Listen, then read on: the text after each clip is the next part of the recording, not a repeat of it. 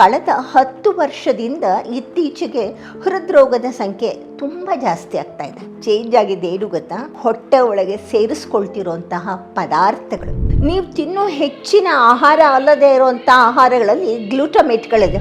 ಈ ಗ್ಲೂಟಮೇಟ್ಗಳು ಏನು ಮಾಡುತ್ತೆ ಅಂತ ಹೇಳಿದ್ರೆ, ಒಂದು ಕಡೆಯಿಂದ ಟ್ರೈಗ್ಲಿಸರೈಡ್ಸನ್ನು ಹೆಚ್ಚಿಸುತ್ತೆ, ಇನ್ನೊಂದು ಕಡೆಯಿಂದ HDL ಅನ್ನು ಕಡಿಮೆ ಮಾಡುತ್ತೆ.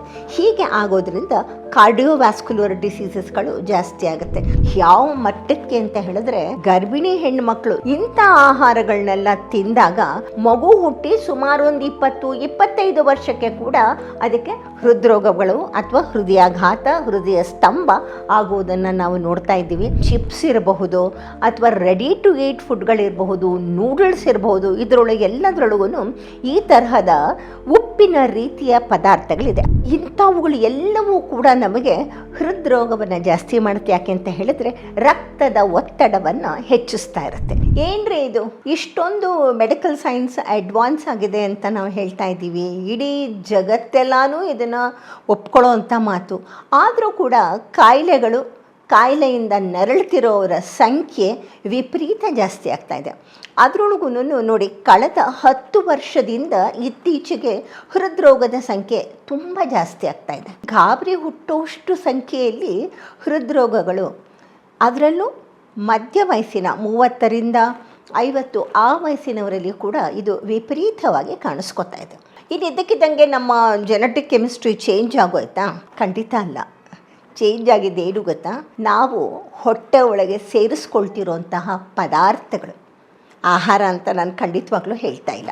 ಈ ಪದಾರ್ಥಗಳಲ್ಲಿ ಪ್ರಮುಖವಾಗಿ ಈ ಗ್ಲೂಟಮೇಟ್ ಅನ್ನುವಂತಹ ಒಂದು ಪದಾರ್ಥ ಇರುತ್ತೆ. ಈ ಗ್ಲೂಟಮೇಟ್ ಅಂತ ಅನ್ನೋದು ಏನು ಮಾಡುತ್ತೆ ಅಂತ ಹೇಳಿದ್ರೆ, ದೇಹದ ಒಳಗಡೆ ಹೋಗಿ ನಮ್ಮ ಟ್ರೈಗ್ಲಿಸರೈಡ್ಸನ್ನ ಜಾಸ್ತಿ ಮಾಡುತ್ತೆ. ಟ್ರೈಗ್ಲಿಸರೈಡ್ಸ್ ನಿಮಗೆ ಗೊತ್ತಿರಬೇಕು, ಇದು ಒಂದು ಬಗೆಯ ಕೊಬ್ಬು. ಈ ಕೊಬ್ಬು ನಮ್ಮ ವಿಸೆರಲ್ ಫ್ಯಾಟಲ್ಲಿ ತುಂಬ ಸೇರಿಕೊಂಡಿರುತ್ತೆ. ಈ ಕೊಬ್ಬು ನಮಗೆ ಬೇಕು, ನಮಗೆ ಶಕ್ತಿಗೆ. ಆದರೆ ಎಷ್ಟಿರಬೇಕೋ ಅದಕ್ಕಿಂತ ಹೆಚ್ಚಿನ ಪ್ರಮಾಣದಲ್ಲಿ ಈ ಟ್ರೈಗ್ಲಿಸರೈಡ್ಸ್ ಇದ್ದಾಗ 20 ತರಹದ ಕಾಯಿಲೆಯನ್ನು ಉಂಟು ಮಾಡುತ್ತೆ. ಅದರಲ್ಲಿ ಪ್ರಮುಖವಾಗಿ ಹೃದ್ರೋಗವನ್ನು ಉಂಟು ಮಾಡುತ್ತೆ. ಇದು ಬರೀ ಇದು ಟ್ರೈಗ್ಲಿಸರೈಡ್ ಜಾಸ್ತಿ ಆಗಿ ಹೃದ್ರೋಗ ಬರೋದು ಒಂದೇ ಅಲ್ಲ. ಈ ಗ್ಲೂಟಮೇಟ್ಗಳು ಇನ್ನೂ ಏನು ಮಾಡುತ್ತೆ ಅಂತ ಹೇಳಿದ್ರೆ, HDL ಅನ್ನುವಂತಹ ಇನ್ನೊಂದು ಕೊಬ್ಬನ್ನು ದೇಹದ ಒಳಗಡೆ ಕಡಿಮೆ ಮಾಡುತ್ತೆ. ಈ HDL ನಮಗೆ ಇದ್ದಷ್ಟು ನಮ್ಮ ಹೃದ್ರೋಗವನ್ನು ಅದು ಬರದೇ ಇರೋ ಹಾಗೆ ಮಾಡುತ್ತೆ. ಈ ಗ್ಲೂಟಮೇಟ್ಗಳು ಏನು ಮಾಡುತ್ತೆ ಅಂತ ಹೇಳಿದ್ರೆ, ಒಂದು ಕಡೆಯಿಂದ ಟ್ರೈಗ್ಲಿಸರೈಡ್ಸನ್ನು ಹೆಚ್ಚಿಸುತ್ತೆ, ಇನ್ನೊಂದು ಕಡೆಯಿಂದ HDL ಅನ್ನು ಕಡಿಮೆ ಮಾಡುತ್ತೆ. ಹೀಗೆ ಆಗೋದ್ರಿಂದ ಕಾರ್ಡಿಯೋವ್ಯಾಸ್ಕ್ಯುಲರ್ ಡಿಸೀಸಸ್ಗಳು ಜಾಸ್ತಿ ಆಗುತ್ತೆ.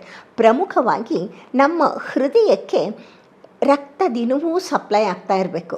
ಹೀಗೆ ರಕ್ತ ಸಪ್ಲೈ ಅಂದರೆ ಬೇರೆ ಎಲ್ಲ ಅಂಗಾಂಗಗಳು ಹೇಗೆ ರಕ್ತ ಇರಬೇಕು, ಹೃದಯಕ್ಕೂ ಕೂಡ ಅದೇ ರೀತಿ ರಕ್ತದ ಸರಬರಾಜು ಆಗ್ತಾ ಇರಬೇಕು.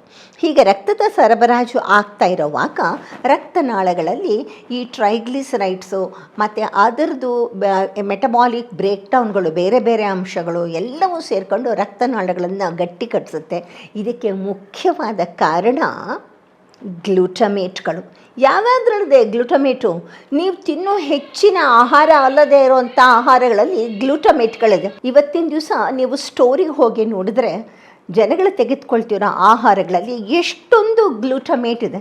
ಬರೀ ಅಕ್ಕಿ ಬೇಳೆ ಮಾತ್ರ ತೆಗೆದುಕೊಳ್ತಾ ಇಲ್ಲ, ಅದರ ಜೊತೆಗೆ ಈ ಅನಾರೋಗ್ಯವನ್ನು ಉಂಟು ಮಾಡುವಂತಹ ಗ್ಲೂಟಮೇಟ್ಗಳಿರುವಂಥದ್ದನ್ನು ತೆಗೆದುಕೊಳ್ತಾ ಇದ್ದಾರೆ. ಅದ್ರ ಜೊತೆಗೆ ಹೊರಗಡೆ ಬೀದಿ ಬದಿ ಪದಾರ್ಥಗಳು ಮತ್ತು ಈ ರೆಡಿ ಟು ಈಟ್ ಆಹಾರಗಳು ಏನೇನಿದೆ, ಈ ಕೊಬ್ಬು ಅಲ್ಲದೆ ಇರುವಂತಹ ಕೊಬ್ಬನ್ನು ಹಾಕಿ ಮಾಡಿರ್ತಾರಲ್ವ, ಅನೇಕ ತರಹದ 1 ಸೆಕೆಂಡಿಗೆ ಮಾಡೋವಂಥ ನೂಡಲ್ಸು, ಅದರೊಳಗೆಲ್ಲನೂ ವಿಧವಾದ ತರಹದಂಥ ಬೇಡದ ಕೊಬ್ಬುಗಳನ್ನು ಸೇರಿಸಿರ್ತಾರೆ. ಇವು ಎಲ್ಲವೂ ನಮಗೆ ಈ ಹೃದ್ರೋಗಕ್ಕೆ ಕಾರಣ ಆಗ್ತಾ ಬರುತ್ತೆ. ಇಲ್ಲಿ ಇನ್ನೊಂದೇನು ಗೊತ್ತಾ ಸಮಸ್ಯೆ, ದೊಡ್ಡ ಸಮಸ್ಯೆ ಈ ಗ್ಲೂಟಮೇಟ್ಗಳಿಂದ. ಇದು ಒಂದು ಸತಿ ದೇಹಕ್ಕೆ ಹೋದರೆ 30 ವರ್ಷಗಳ ಕಾಲ ಒಳಗೇ ಕೊರಿತಾ ನಮ್ಮ ದೇಹವನ್ನು, ಪ್ರಮುಖವಾಗಿ ಹೃದಯವನ್ನು ಆಘಾತಕ್ಕೆ ಒಳಗೆ ಮಾಡುತ್ತೆ.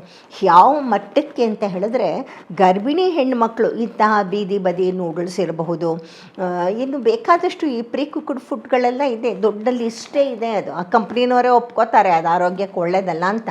ಇಂಥ ಆಹಾರಗಳನ್ನೆಲ್ಲ ತಿಂದಾಗ ಆ ಮಗುವಿನ ಮೇಲೆ ಯಾವ ಮಟ್ಟಕ್ಕೆ ಪ್ರಭಾವ ಬೀರುತ್ತೆ ಅಂದರೆ, ಮಗು ಹುಟ್ಟಿ ದೊಡ್ಡದಾದ್ಮೇಲೆ ಅಂದರೆ ಈ ಗ್ಲೂಟಮೇಟು ಸುಮಾರು ವರ್ಷಗಳ ಕಾಲ ಒಳಗಡೆನೇ ಇದ್ಕೊಂಡು ಚೇಷ್ಟೆ ಮಾಡುತ್ತೆ.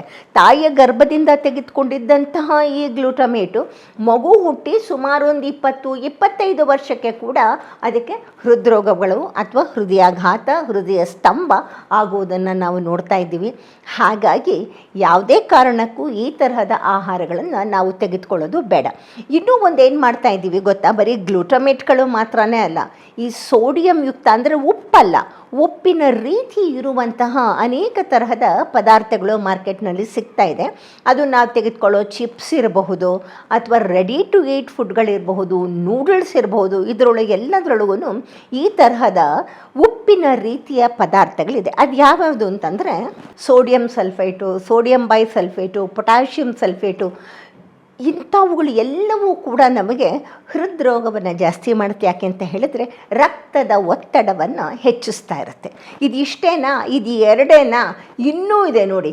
ಈ ಬಿಸ್ಪಿನಾಲ್ ಏನನ್ನು ನಾವು ಪ್ರತಿಯೊಬ್ಬೊಬ್ಬರು ನೀವೇ ಲೆಕ್ಕ ಹಾಕಿ ನೋಡಿ, ಇವತ್ತು ಕೂತ್ಕೊಂಡು ಒಂದು ವಾರದಲ್ಲಿ ಎಷ್ಟು ಸರ್ತಿ ನೀವು ಬಾಟಲಲ್ಲಿ ಇಟ್ಟಿದ್ದ ನೀರನ್ನು ಕುಡಿದಿದ್ದೀರಾ ಅಂತ.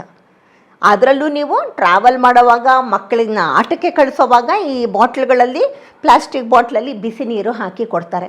ಇದು ಗೊತ್ತಿರೋಂಥ ವಿಷಯನೇ. ಹಾಗಿದ್ರೂ ಕೂಡ ಸಮಾರಂಭಗಳಿರಬಹುದು, ಮೀಟಿಂಗ್ಗಳಿರ್ಬೋದು, ಈವನ್ ಹೆಲ್ತ್ ಕಾನ್ಫರೆನ್ಸ್ಗಳಲ್ಲಿ ಕೂಡ ಈ ಪ್ಲಾಸ್ಟಿಕ್ ಬಾಟ್ಲ್ಗಳಲ್ಲಿ ನೀರನ್ನು ಇಟ್ಟು ಕೊಡ್ತಾ ಇದ್ದಾರೆ. ಈ ಪ್ಲಾಸ್ಟಿಕ್ ಬಾಟ್ಲಿಂದ ಬಿಸ್ಪಿನಾಲ್ ಎ ಬರುತ್ತಲ್ಲ, ಇದು ಕೂಡ ಹೃದಯಕ್ಕೆ ದೊಡ್ಡ ಆಘಾತವನ್ನು ಉಂಟು ಮಾಡುತ್ತೆ. ಸೊ ನೆನ್ಪಿಟ್ಕೊಳ್ಳಿ, ಗ್ಲೂಟಮೇಟ್ ಇರುವಂಥದ್ದಾಗಲಿ ಅಥವಾ ಉಪ್ಪಿನ ರೀತಿ ಇರುವಂತಹ ಬಗೆಬಗೆಯ ಸಲ್ಫೇಟ್ಗಳಾಗಲಿ, ಬಿಸ್ಪಿನಾಲ್ ಎ ಆಗಲಿ, ಇವು ನಮ್ಮ ಆಹಾರಗಳಲ್ಲಿ ಯಾವುದೇ ಕಾರಣಕ್ಕೂ ಇರಬಾರ್ದು.